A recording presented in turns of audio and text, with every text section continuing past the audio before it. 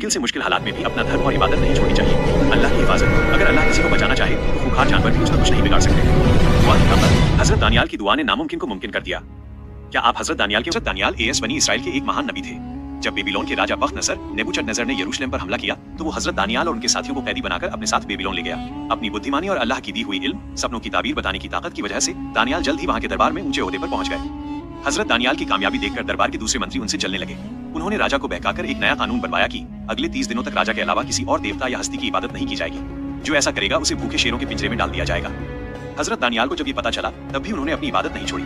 वे रोजाना अपने घर की खिड़की खोलकर अल्लाह की इबादत करते थे।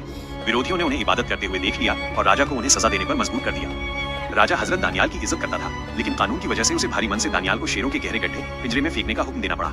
पिंजरे में 2 बहुत ही खूंखार और भूखे शेर छोड़े गए थे।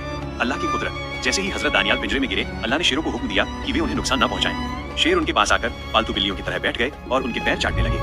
हजरत दानियाल वहाँ पूरी रात अल्लाह के जिक्र में मसरूफ रहे। हजरत अरमाता है कि उस वक्त हजरत दानियाल को भूख महसूस हुई। अल्लाह ने दूसरे नबी हजरत अरमिया जेरमाया को, जो उस वक्त काफी दूर थे, हुक्म दिया कि वे दानियाल के लिए खाना ले जाएं। अल्लाह के फजल से हजरत अरमिया पलक झपकते ही वहाँ पहुंच गए और हजरत दानियाल को खाना खिलाया।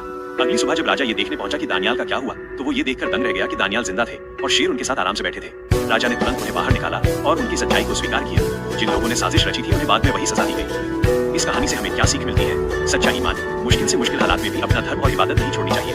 अल्लाह की हिफाजत, अगर अल्लाह किसी को बचाना चाहे तो खूंखार जानवर भी उसका कुछ नहीं बिगाड़ सकते। दुआ की ताकत, हजरत दानियाल की दुआ ने नामुमकिन को मुमकिन कर दिया। क्या आप हजरत दानियाल के उन 3 साथियों की कहानी भी विस्तार से जानना चाहेंगे जिन्हें आग में फेंका गया?